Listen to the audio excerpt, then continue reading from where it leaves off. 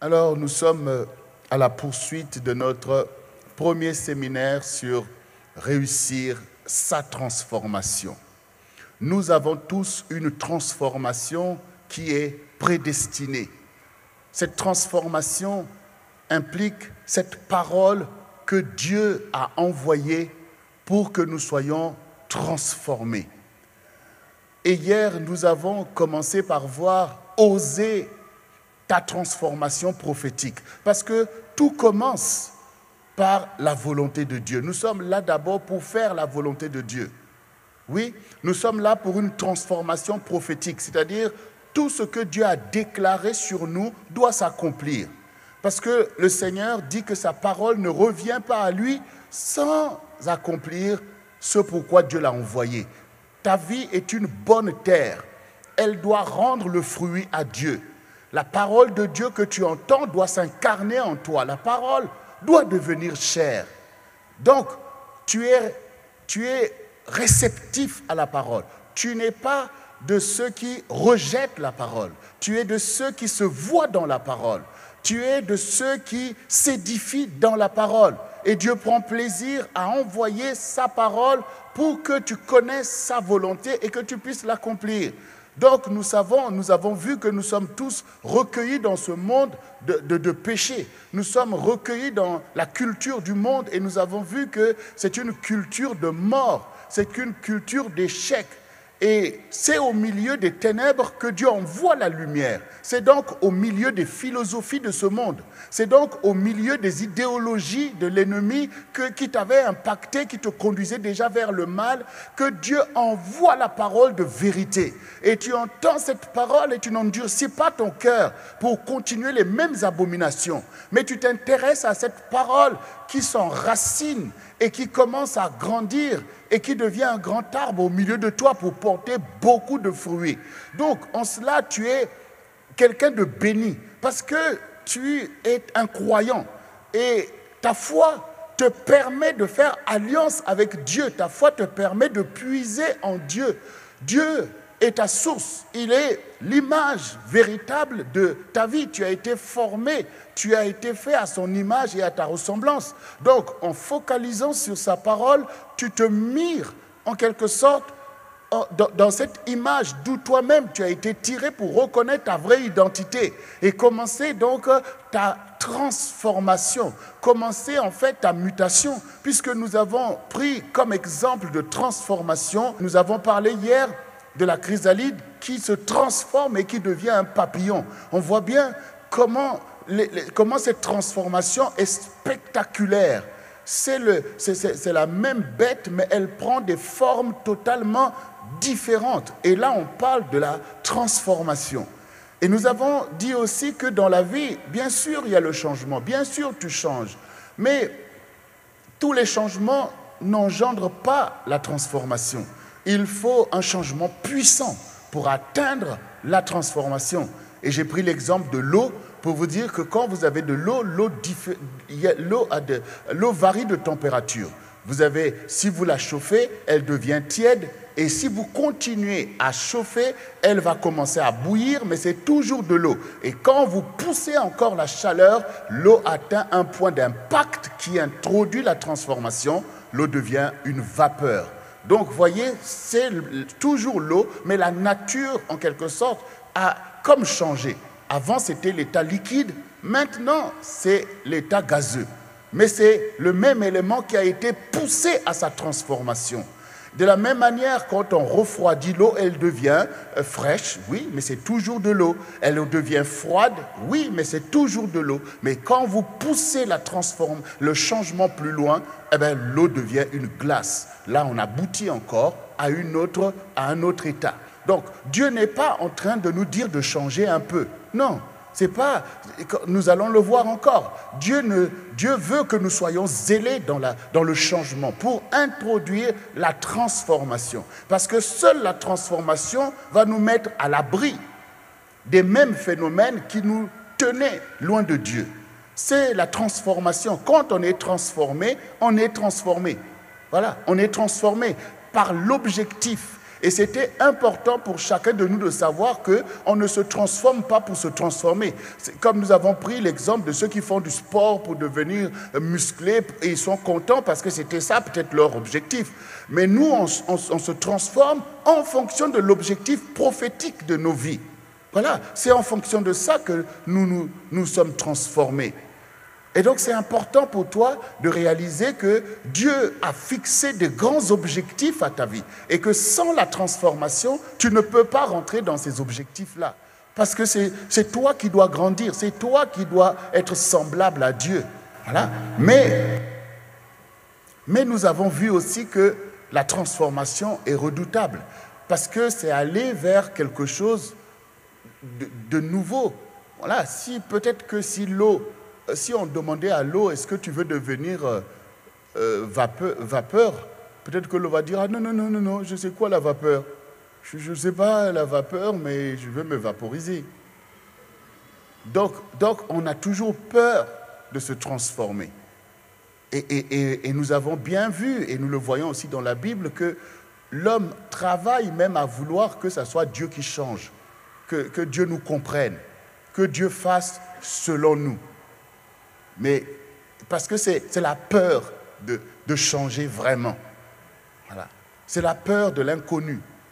Or, la foi te place directement comme dans une aventure.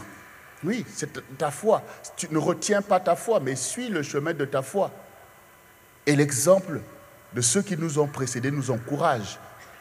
Quand Pierre a vu Jésus marcher sur l'eau, il a dit, Maître, si c'est toi, fais que je vienne. Voilà, il a osé. Il a osé. Il a osé. Même si après il a eu peur, mais il a osé. Il a osé. Et Jésus est notre modèle. Quand il a vu que les apôtres sont partis, il n'a pas dit que bon, j'attends demain pour prendre une barque et puis pour le suivre.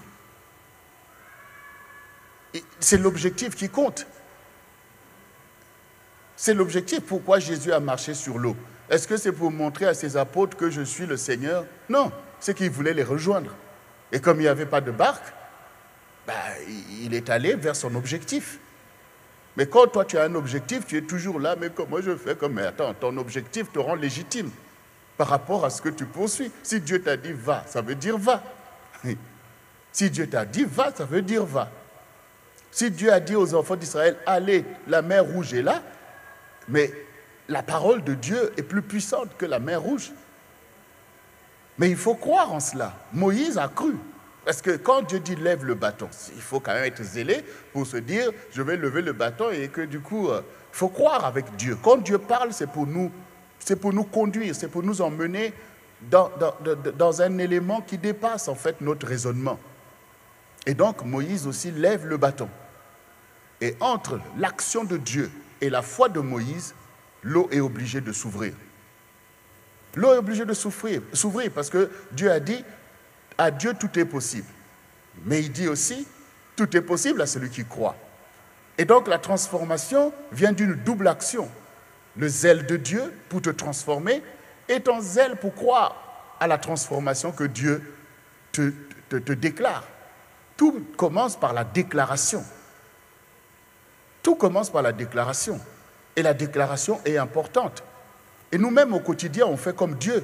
Quand vous voyez un couple, quand vous voyez une famille, mais tout a commencé par une déclaration quand même. Voilà. Un homme se lève et déclare à une femme, voilà, je t'aime, on va faire ceci, on va faire... Ce n'est qu'une déclaration. Mais elle peut être négligée, elle peut être rejetée. Mais si maintenant la femme qui a entendu cette déclaration croit dans cette déclaration, au bout de quelques années, il n'y aura pas une famille là? Il y aura une famille. Parce que quelqu'un a déclaré quelque chose et que quelqu'un a cru dans cette déclaration. Quand Dieu parle, il faut que tu crois. Il faut que tu réalises d'abord qui est en train de parler. C'est Dieu qui me parle. Donc, l'autorité est dans la parole. Tout ce qui a été créé l'a été par la parole. Tout est soutenu par la parole. Ça veut dire que si la terre subsiste, c'est qu'il y a une parole qui tient la terre. Quand cette parole sera enlevée par Dieu, la terre sera ébranlée. Voilà. Si tu es là, ce n'est pas que tu n'as pas des ennemis qui sont même plus forts que toi. Mais si tu es là, c'est parce que la parole de Dieu te tient. Il y a une parole qui fait que tu sois là. Voilà. Dieu a ordonné une parole sur toi. Il est l'alpha et l'oméga. Et donc il a ordonné une parole, le commencement et la fin. Et au milieu de tout ça, tes ennemis t'attaquent, ils espèrent qu'ils auront la victoire sur toi. Vous voyez, les gens qui marchent par leur espérance. Mais toi, tu marches par la parole. Et la parole est plus puissante. La parole est inébranlable. C'est pour ça que tes ennemis ne peuvent rien contre toi. Voilà, c'est comme David. Il dit, quand même une armée peut camper contre moi, je n'aurai pas peur. Parce que lui, il s'appuie sur la parole. Donc, Dieu déclare des paroles. Quand vous entendez une prophétie, c'est une déclaration. Ce sont les oracles de l'Éternel. Dieu a déclaré des oracles sur toi. C'est pour ça que nous avons dit, oser la transformation prophétique. C'est-à-dire, te transformer en fonction de ce que j'ai entendu. Il faut que tu te transformes en fonction de ce que tu as entendu. Oui. Quand le Seigneur m'a parlé, je pouvais négliger ce qu'il m'a dit. Je n'en serais pas là. Mais comme j'ai osé croire que ce qu'il me dit est vrai et légitime, et que je dois me positionner par rapport à ce que j'ai entendu et non pas par rapport à ce que je suis, j'ai enclenché ma transformation prophétique pour être qui Dieu dit que je suis. Voilà. C'est ça. Il faut croire à ce que Dieu dit. Je vous l'explique souvent. Que quand Dieu m'a dit telle chose, je me suis dit, d'accord. Il m'a dit, non, c'est pas comme ça, c'est comme ça. Donc, il a commencé à me transformer en fonction de son objectif pour moi. Et non pas en fonction de ce que moi je voulais faire pour lui ou ceci. Non. Et il continue. Et il y a une relation de transformation. Parce que l'objectif est là devant toi. Il faut devenir. Il faut que tu deviennes. Ça, c'est oser ta transformation prophétique. Et donc, pour ce premier séminaire, nous allons appuyer sur cette transformation prophétique, puisque nous allons poursuivre cet enseignement. Pourquoi? Parce qu'une fois que spirituellement, nous sommes transformés, Dieu veut nous transformer selon tous les objectifs. Dans la vie, vous avez aussi des objectifs. Vous avez des objectifs. Au quotidien, vous essayez de faire parfois des choses auxquelles vous n'arrivez pas parce que vous n'avez pas été transformé par rapport à cet objectif-là. Quand Jésus va te transformer par rapport à l'objectif prophétique, c'est-à-dire ce que tu es spirituellement, il va te transformer par rapport aux objectifs sociaux qu'il a pour ta vie. Si tu veux devenir un chef d'entreprise, Dieu doit pouvoir te transformer pour être ce chef d'entreprise-là. Il va pourvoir à cela. C'est ce qu'il est en train d'enseigner à Josué quand il dit « Médite ce livre jour et nuit afin que tu réussisses dans toutes tes entreprises. » Voilà. Deux personnes peuvent essayer de faire la même chose, mais il n'y aura pas le même résultat. Parce qu'il y en a un qui sera qualifié pour le faire. Nous subissons tout type de transformation en fonction de nos objectifs. Quand un homme se lève maintenant, dit « Je vais me marier », c'est une bonne intention. Mais il sera obligé de se transformer pour devenir un époux. Quand une femme dit « Oui, je veux me marier », elle est obligée de se transformer. Parce que s'il ne se transforme pas, il risque de vivre une expérience douloureuse. Oui, parce qu'un époux est différent du célibataire qui vit sa vie, c'est pas parce que tu rencontres les femmes, que tu vas au restaurant avec elles ou tu fais je sais pas quoi, que tu es qualifié pour être un époux. Et là, nous parlons d'être aussi selon le Seigneur. Donc, il y a besoin de transformation. Il y a besoin de passer d'un état à un autre. Parce qu'il y a une question de responsabilité. Il y a une pression qui est attachée à cette réalité. Voilà. Oui. Ce que dit, tu vois la copine, oh, chérie, tu es l'homme le plus formidable. Là, quand chacun est chez lui, c'est facile de dire ça. Mais quand maintenant vous êtes dans la même maison, matin et soir, matin, midi, non, c'est même, ça c'est même peu. C'est pas matin et soir, c'est même pas matin, midi et soir. Seconde après seconde. Là, ça demande plus.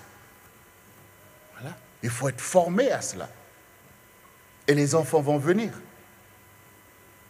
Il faut se transformer. Comme la chrysalide, il faut se transformer. Voilà. Il ne faut pas continuer à rester chenille toute ta vie. Il faut que tu deviennes papillon. Il faut que tu prennes ton envol. Mais le Seigneur va te transformer aussi pour tes objectifs dans le quotidien, tes objectifs professionnels. Dieu va te transformer. Il va te transformer. Il va te qualifier à toutes ces choses. Mais il y a un fondement. Le fondement est spirituel. Le fondement est spirituel. Nous sommes d'abord des croyants. Notre objectif d'abord, c'est le salut de notre âme. Il faut d'abord une transformation qui sauve ton âme, qui te met dans l'assurance du salut. C'est ça qui est l'important. C'est d'abord ce qu'il faut réussir. Ça veut dire que d'être un disciple de Jésus. Et en tant que disciple, tu seras un disciple de Jésus qui entreprend, un disciple de Jésus qui fait telle chose, un disciple de Jésus qui fait telle chose. Et non pas quelqu'un qui est d'abord ceci, qui essaie d'être un disciple de Jésus. Ce n'est pas la même chose. Ce n'est pas la même chose. Tu seras, à un moment donné, tu seras arrêté, limité, parce que quand tu vois ça commence à te déranger. C'est pour ça que vous voyez beaucoup de gens, même des grands de ce monde, c'est pas qu'ils n'ont pas été touchés ou qu'ils n'ont pas grandi dans l'environnement de l'Église ou que c'est pas forcément qu'ils détestent Dieu, mais parce qu'ils sont d'abord ce qu'ils sont. Et que quand maintenant on leur dit de s'humilier devant Dieu, non, là on demande trop. Parce qu'ils sont d'abord ce qu'ils sont avant d'être enfants de Dieu. Mais toi, tu as la grâce d'être d'abord enfant de Dieu, disciple de Jésus. Oui. Regardez vous-même l'apôtre Paul. Il est apôtre. Et c'est déjà toute une vie. Mais ça ne l'a pas empêché d'être chef d'entreprise, de faire des tentes. Voilà. Ça ne l'a pas empêché de monter sa boîte et faire des tentes et travailler, gagner son argent. Mais de quoi il s'est réjoui? Il s'est réjoui d'être serviteur de Dieu, disciple de Christ. Il dit, j'achève les souffrances de Christ. Donc c'est pour ça que nous, peuple de Dieu, appelés à emmener un réveil, nous avons besoin d'abord, chacun, de rentrer dans sa transformation prophétique, même les plus jeunes. Le Seigneur a parlé à Jérémie. Et Jérémie était un enfant. Et Jérémie a dit, mais Seigneur, mais je suis un enfant. Et le Seigneur lui a dit, ne dis pas, je suis un enfant. Car avant que tu sois sorti du sein maternel, je te connaissais. Et je t'avais établi prophète des nations. Ça veut dire que, oui, tu es un enfant, mais tu es prophète. Tu n'es pas n'importe quel enfant, tu es prophète. C'est là ton identité. Et il faut qu'elle te marque depuis ta prime jeunesse, parce que je n'ai pas choisi que tu aies la vie des autres enfants. Tu es le prophète d'Israël. Tu dois dire à Israël toutes mes paroles, parce que même les grands se sont corrompus. Voilà. Donc toi qui es là, toi qui es jeune, toi aussi, tu entends une parole prophétique qui s'adresse à toi. Tu es là, tu vois que ton cœur bat quand la parole de Dieu sort.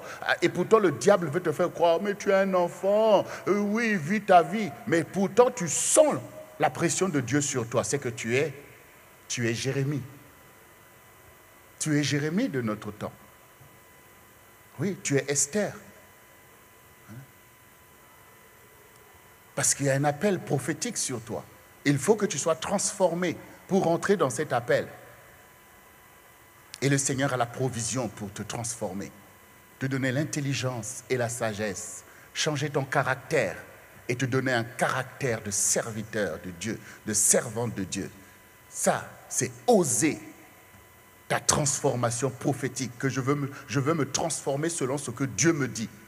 Voilà. Ta chair va vouloir résister, mais tu as la foi. Tu as la foi. Et je suis envoyé pour t'encourager à rentrer dans cela. Je suis envoyé pour t'encourager. Je suis un messager du Seigneur auprès de toi pour t'encourager à rentrer, à oser, parce que c'est toi, tu dois faire le mouvement. Dieu étend sa main sur toi. Dieu est favorable à toi. Il ne te rejette pas, il ne te condamne pas, malgré même tout ce que tu as fait. Dieu est zélé pour te faire rentrer dans ton appel. Mais il faut que tu oses maintenant. Il faut que tu oses que oui, j'ose le Seigneur. J'ose croire en la parole. Le diable veut me faire croire que j'ai la possibilité de faire tout ce que je veux. Mais moi, je crois plutôt ce que Dieu dit, que je dois faire ce que Dieu me dit de faire. Cela m'est bénéfique, non seulement à moi, à ma maison, mais à ma génération.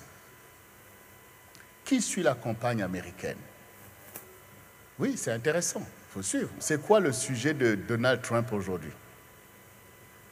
Voilà. C'est quoi son sujet aujourd'hui? Hein? Là, il a demandé pardon, non? Il a demandé pardon parce qu'un jour, il a parlé vainement des femmes. Il a pris des femmes pour des jouets. Il s'est vanté de ses mauvaises voies. Eh bien, maintenant, ces mauvaises voies commencent à lui barrer le chemin de la Maison-Blanche. Oui, il faut s'en rendre compte, parce que le diable te fait croire au jour de ton ignorance, vas-y, dis des choses, déclare, fais, manifeste-toi. Mais le jour que tu vas devenir un peu sage pour dire, mais j'ai des possibilités d'aller loin, c'est là que tout ce que le diable avait préparé contre toi, là, il va te jeter ça à la figure. Donc, devenir sage plus tôt, c'est mieux. Là, je parle aux jeunes, là. Là, je parle aux jeunes. Voilà, la jeunesse, c'est le diable te fait croire que c'est le temps de la folie. Mais le Seigneur le dit dans Ecclésiaste, que oui, vas-y, suis les désirs de ton cœur, mais sache que pour tout ça, Dieu t'appellera en jugement. Voilà. Voilà maintenant, quelqu'un, à un moment donné, comme les gens se sont dit que, oh, Hillary Clinton, elle est peut-être malade avec tout ce qui s'est passé, boum, il a commencé à prendre des points. Mais les autres aussi, ils savent son passé aussi. Eh bien, ils vont aller chercher maintenant pour dire à l'Amérique, regardez, vous voulez le mettre au pouvoir, mais regardez. Et maintenant, là, il est désolé. Maintenant, là, il est désolé. Il est obligé de demander pardon. Il est obligé de demander pardon. Ces choses, c'est comme nous tous. On entend la parole de Dieu, mais c'est comme si c'est pour la forme.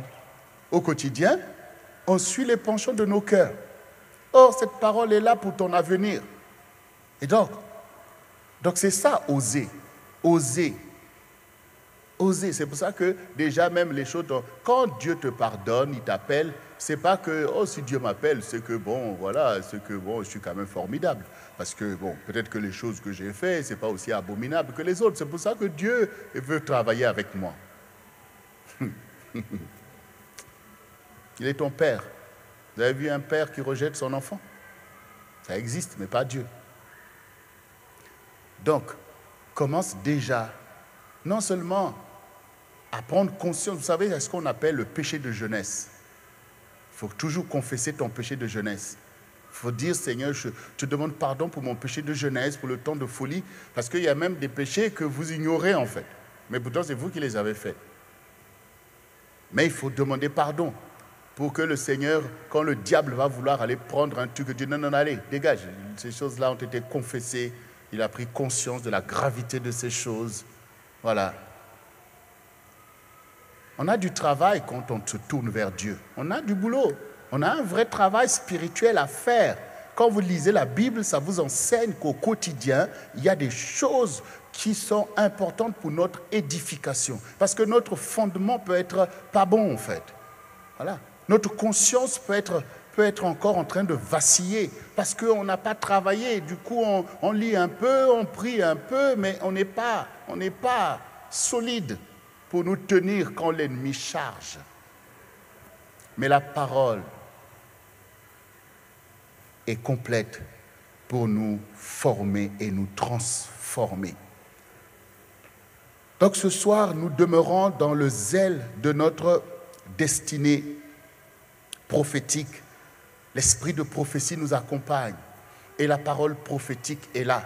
Non seulement la déclaration que tu as entendue par les oracles, mais l'Esprit du Seigneur te témoigne de la volonté de Dieu pour toi, des choses qu'il faut faire pour rentrer dans ta transformation et être à l'image du Seigneur dans tout ce qu'il te demande de faire. Ce soir, j'aimerais plutôt vous emmener dans réaliser l'épreuve de la gloire de Dieu. C'est-à-dire que quand maintenant tu es volontaire pour se lancer avec le Seigneur, comme nous avons pris l'exemple de Jacob. Vous voyez, Jacob, sa mère lui a dit, va dans mon pays d'origine, va vers ton oncle Laban et là-bas tu trouveras une femme. Parce qu'il ne faut pas que tu prennes les femmes de Canaan. Cela déplaît à Dieu et à ton père. C'était une aventure. Voilà. Ce n'est pas comme aujourd'hui, quand tu voyages, tu prends ton billet, tu rentres dans le train ou dans l'avion et puis tu es parti, tu es en sécurité. Non, c'était des voyages périlleux. Mais il était à la recherche de la volonté de Dieu. Il voulait faire quelque chose qui plaît à Dieu. Et c'est à cause de ça que la qualité de Jacob était meilleure que celle d'Ésaü, qui lui, il était plutôt quelqu'un de faire des choses spontanées. Tout ce qui lui passe par la tête, c'est ça qu'il veut faire. Mais vous ne pouvez pas marcher avec Dieu en marchant de cette façon-là. Dieu, il vous règle. Voyez, Dieu, un disciple est formé. Il est réglé à faire des choses qui ne sont pas sa volonté, mais la volonté de son maître. Donc, ce côté où on est libre de faire tout ce qu'on veut est la preuve que tu n'es pas rentré dans ta destinée prophétique, que tu marches par ta propre volonté et que tu fais tes propres pensées. Ça ne veut pas dire que tu n'aimes pas Dieu, donc du coup, tu es là. Mais ta destinée est toujours là. Ta destinée, elle est toujours là.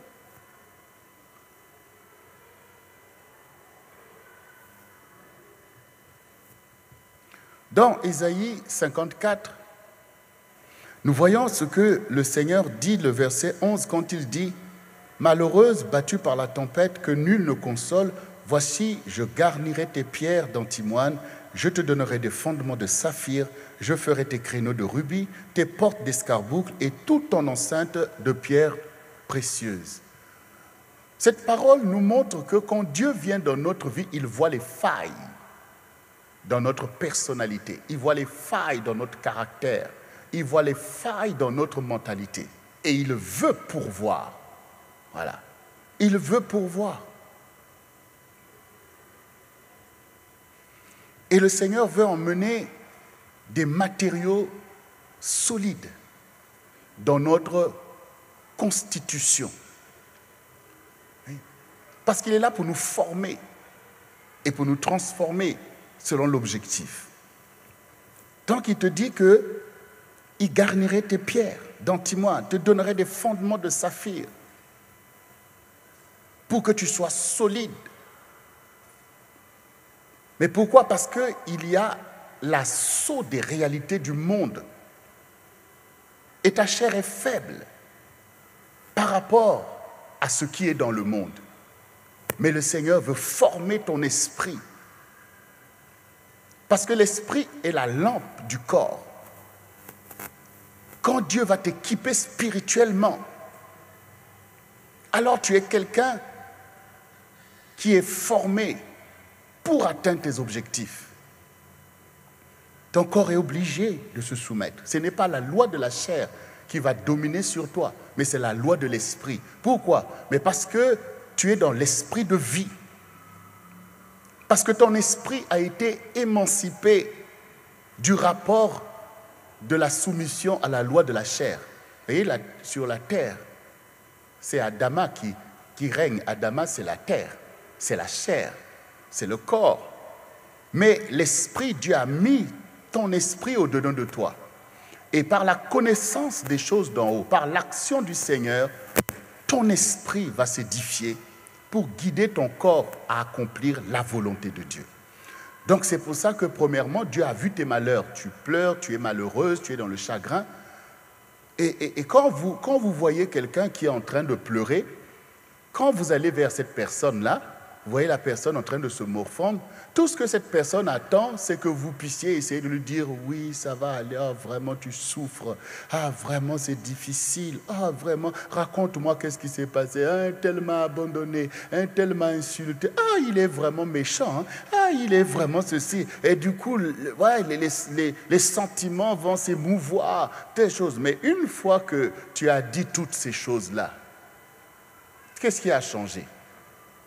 Il y a peut-être même encore plus de détresse. Ça veut dire qu'au moment où la personne a même à expliquer que vraiment tel est méchant, toi tu lui as montré qu'il est encore plus méchant que ce que tu pensais toi-même.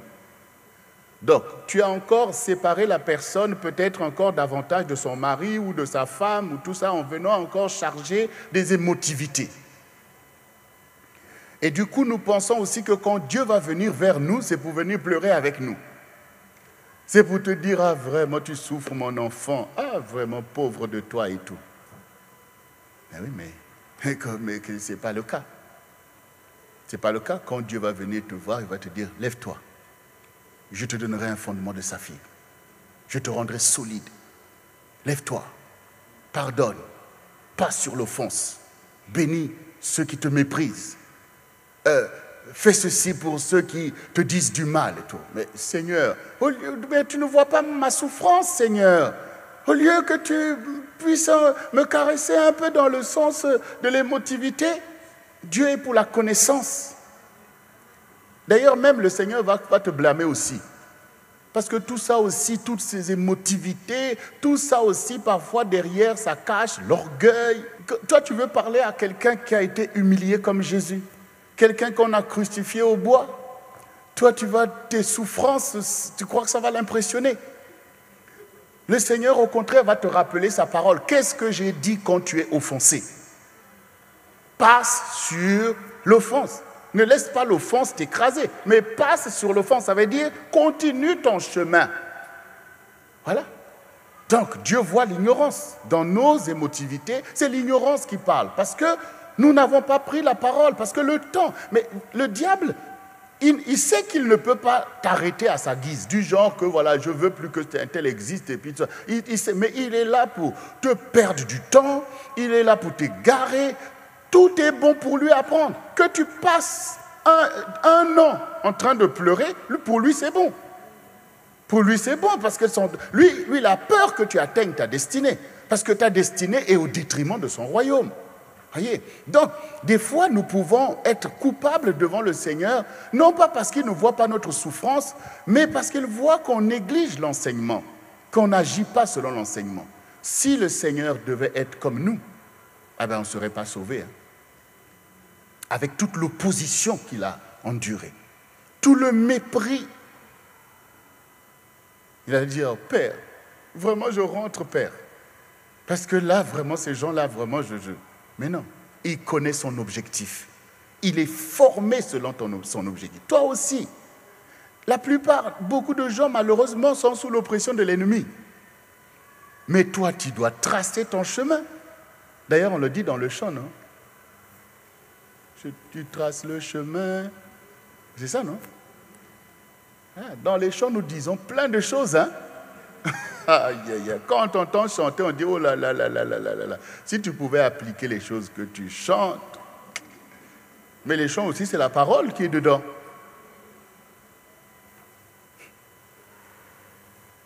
Je te donnerai des fondements de sa vie. Ça veut dire que ce que tu as besoin, c'est un fondement. Parce que le Seigneur dit que celui qui bâtit sur la parole est comme une maison bâtie sur le roc. Il y a des intempéries. Hier, j'ai pris l'exemple de ce qui s'est passé à Haïti et tout, qui a ravagé toutes les maisons et tout. Et bien sûr, c'est désolant. On voit l'état des maisons, ça ne peut pas résister à un ouragan. On le voit, on voit que tout ça, c'est le corollaire, la pauvreté et tout. Donc, on n'est pas protégé. parce qu'on n'a pas les matériaux qu'il faut, donc ça fait plus de ravages.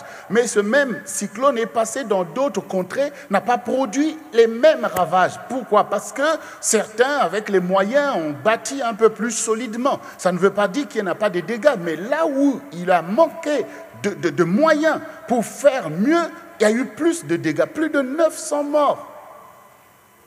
Plus de 900 morts.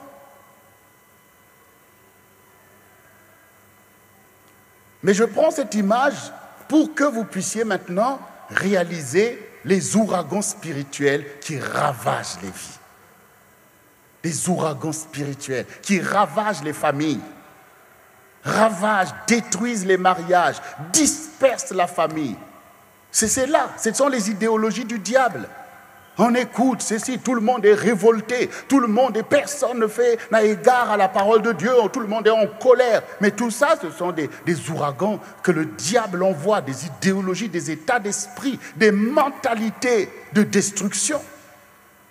Il n'y a rien qui tient. Où est une famille indemne? Regardez vous-même. Il faut que vous puissiez maintenant vous intéresser à la cause du peuple de Dieu. Il faut regarder ce qui se passe, quelle est l'actualité spirituelle. Il faut regarder pour voir qu'il y a vraiment des cyclones spirituels qui ravagent tout. Ce n'est pas seulement les païens qui sont ravagés par ces phénomènes-là, mais aussi au milieu des enfants de Dieu. Ça, on dit long par rapport à la place de la parole de Dieu dans notre quotidien. Il faut que nous commencions par reconnaître notre situation pour que Dieu puisse nous délivrer. Il faut d'abord reconnaître que oui, on a été atteint par ces choses. Parce que le Seigneur l'a dit, celui qui bâti sur le sable, sa maison sera renversée. Si tu bâtis ta vie spirituelle sur des complaisances, si ta vie spirituelle est basée sur tes émotivités, ta vie sera renversée.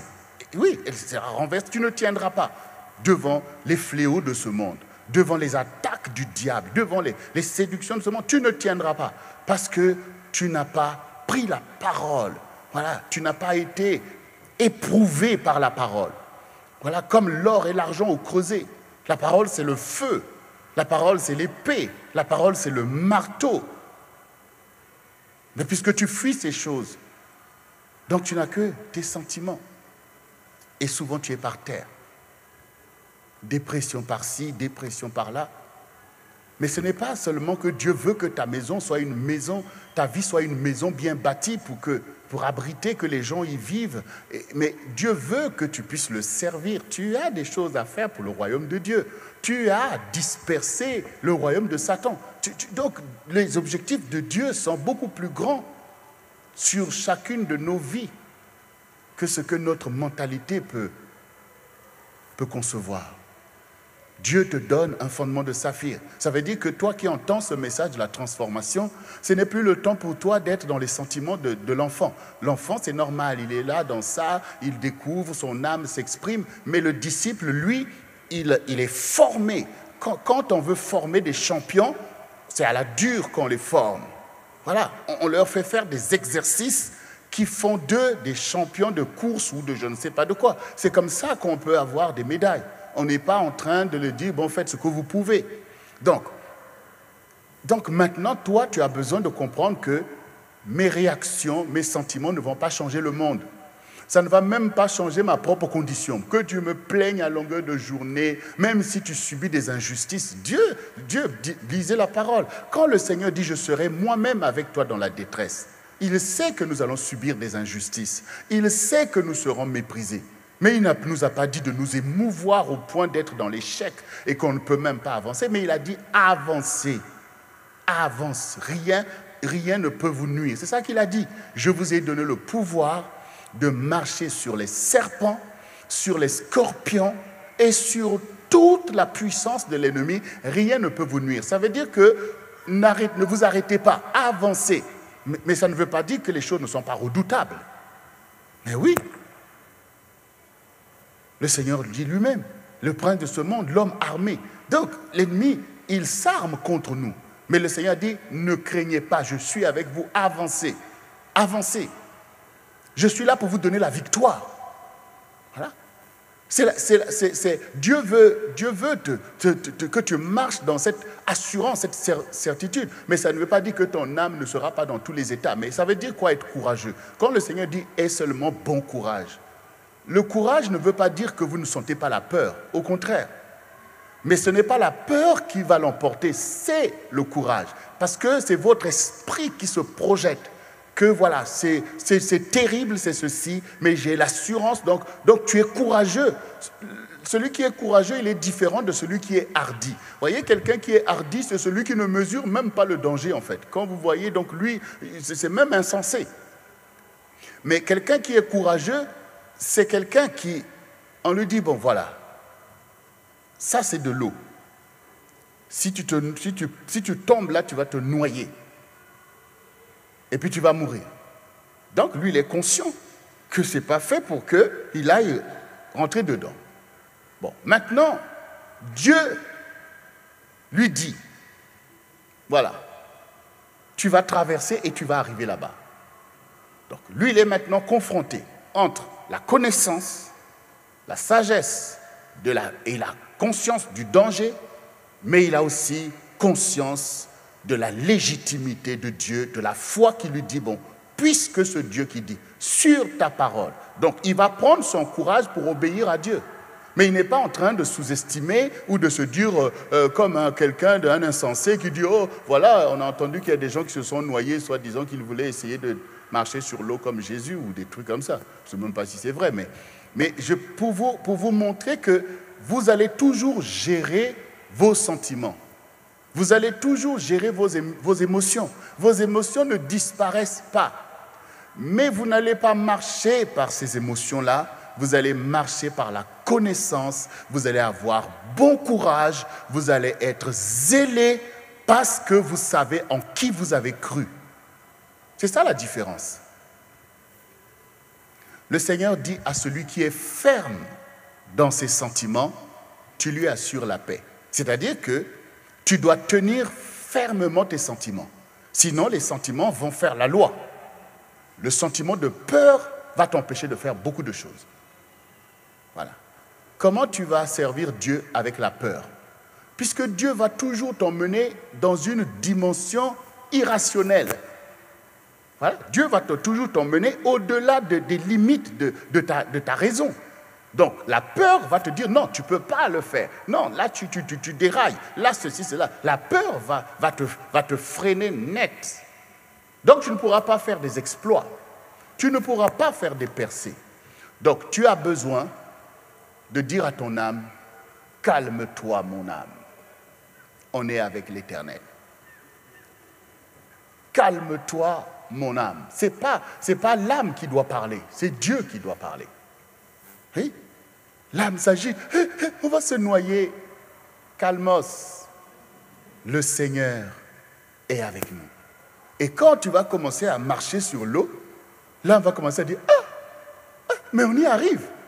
Et puis l'âme maintenant va commencer à chanter, bon courage, ami. C'est à toi de guider ton âme. Ce n'est pas à ton âme de te guider. C'est à toi. Je vais prendre même des sujets simples. Des sujets simples, comme le mariage par exemple.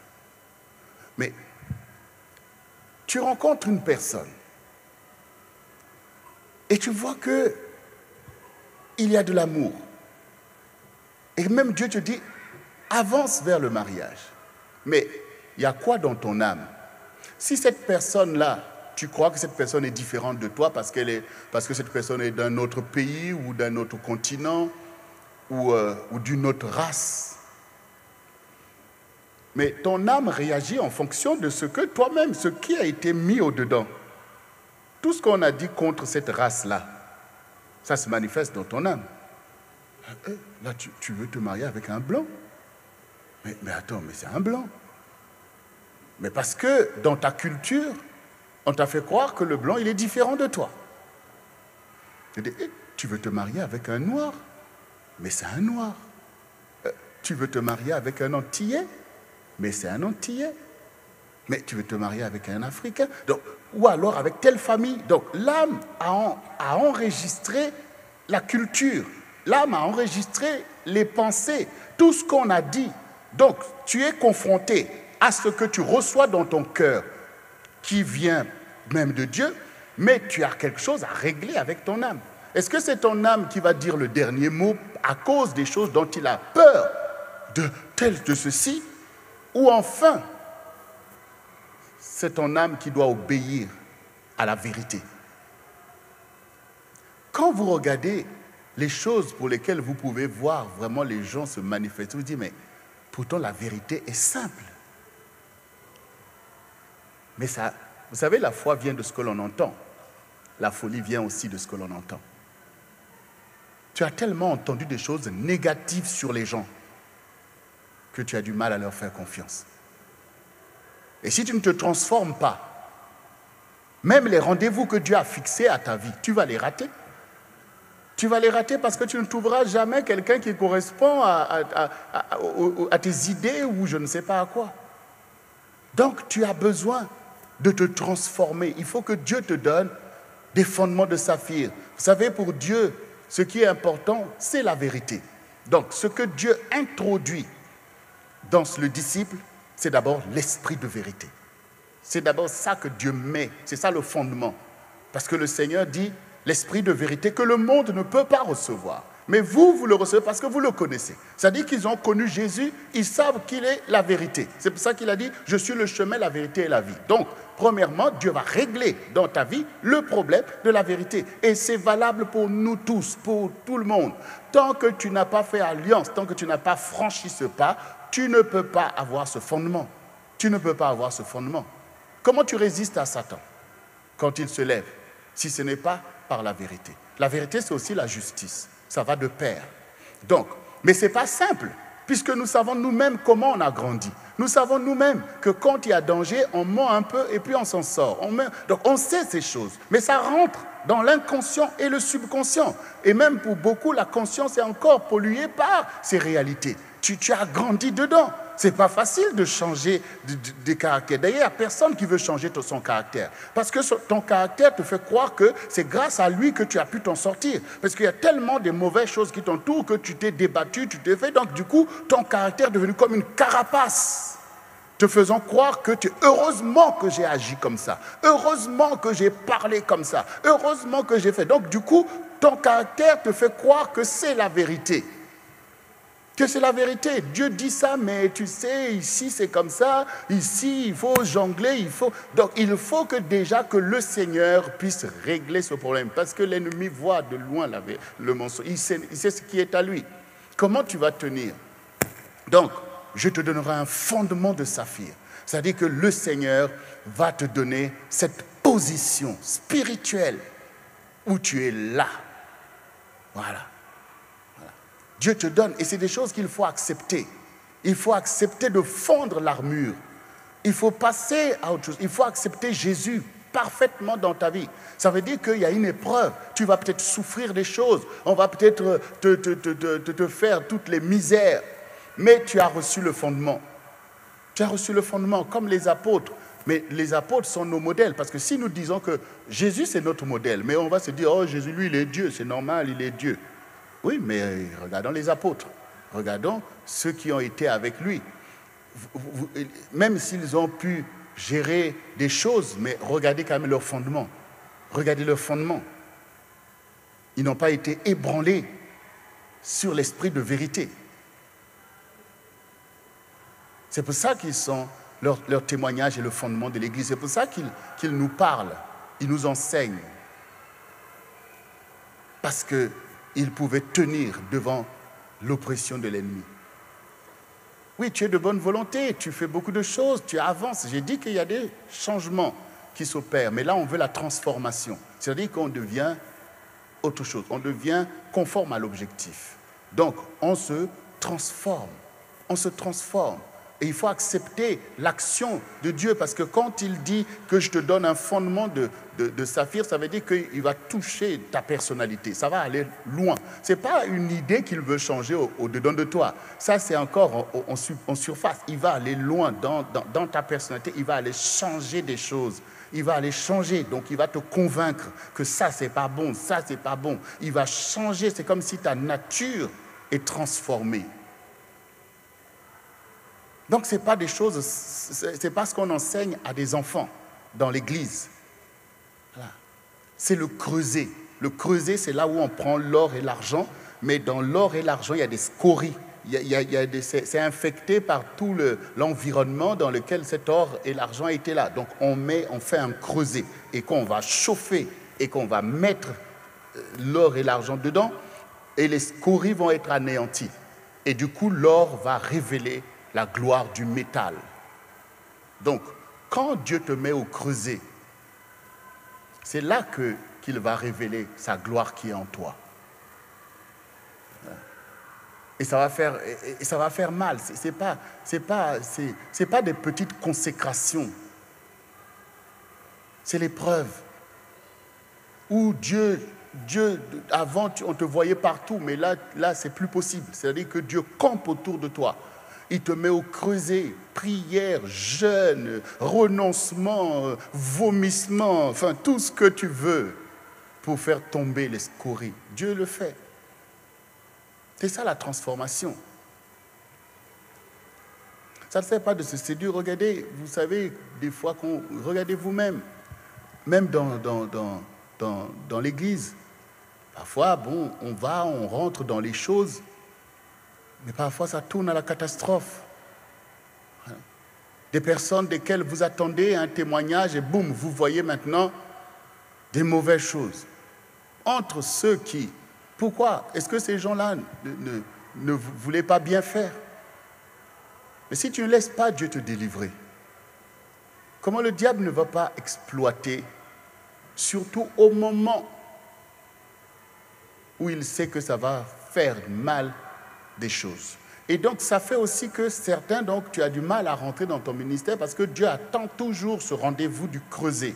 Pourquoi? Parce qu'il est avantageux pour Dieu de te transformer et que ton expérience, ta vocation soit une bénédiction pour toi, pour ta maison, pour tout le monde. Voilà, l'ouvrier mérite son salaire.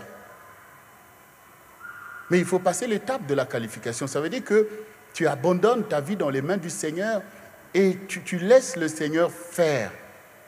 Hier, nous avons parlé par exemple du jeûne. Pourquoi tu vas t'exempter du jeûne alors que ça fait partie du creuset?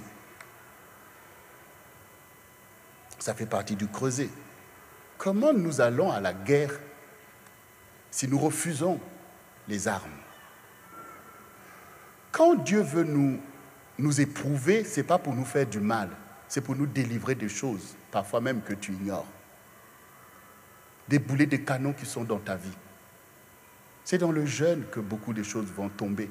C'est dans le creuset, là où tu t'humilies, même si c'est galère, vas-y. Parce que Dieu veut te former, il veut surtout te libérer. Parce qu'il y a plein de choses, qui tombent sur ta vie. Il y a des réalités qui sont là. Même si Dieu t'a maintenu dans une modération, que tu n'as peut-être pas expérimenté certaines choses, mais il y a des choses qui sont là, que Dieu veut poursuivre jusqu'à aller anéantir la racine de ces choses au-dedans de toi. Donc il faut le feu.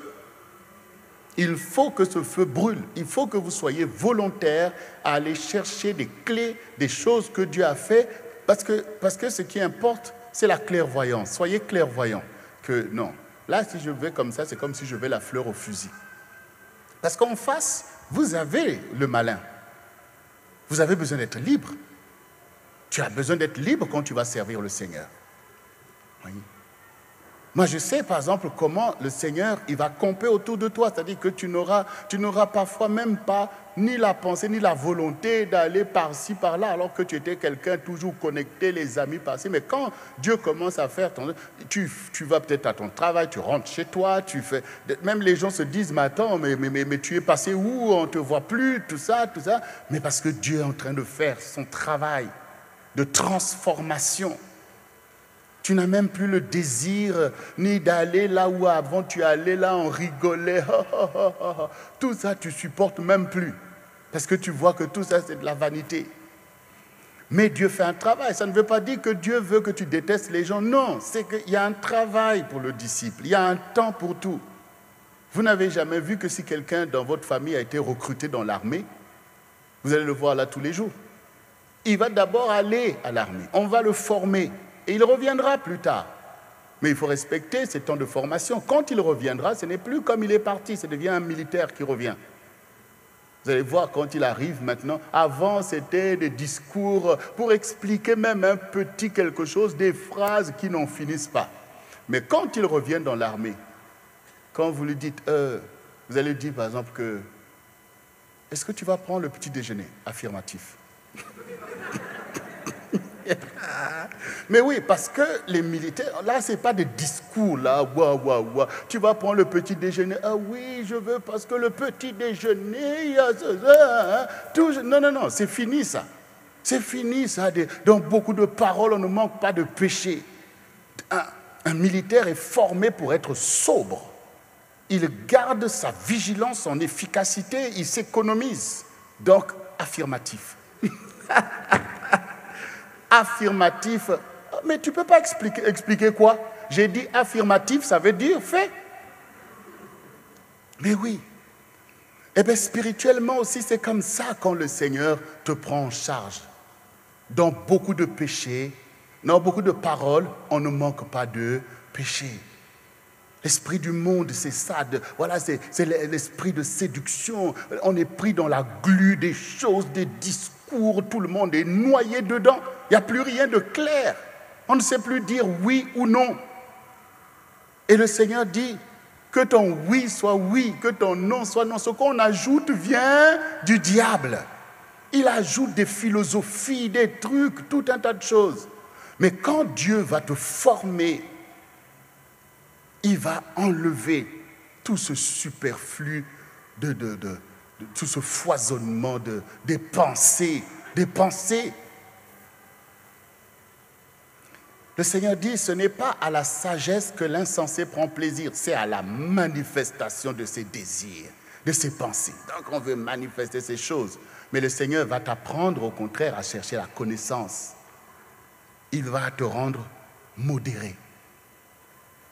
Il dit, tourne 7 fois la langue avant de parler. Donc tu ne peux pas te dire que tu es rentré dans ta transformation et que tu as le même discours qu'avant. Ce n'est pas possible. Parce que tu as compris l'importance de la parole. Vous voyez, c'est comme quand le FBI dans les films viennent attraper quelqu'un, qu'est-ce qu'ils disent?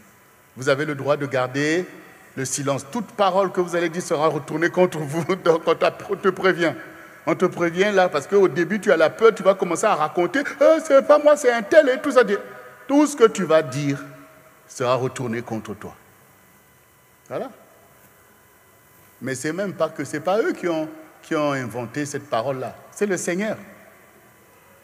Il dit que les hommes seront jugés pour toutes les vaines paroles qu'ils auront prononcées. Voilà.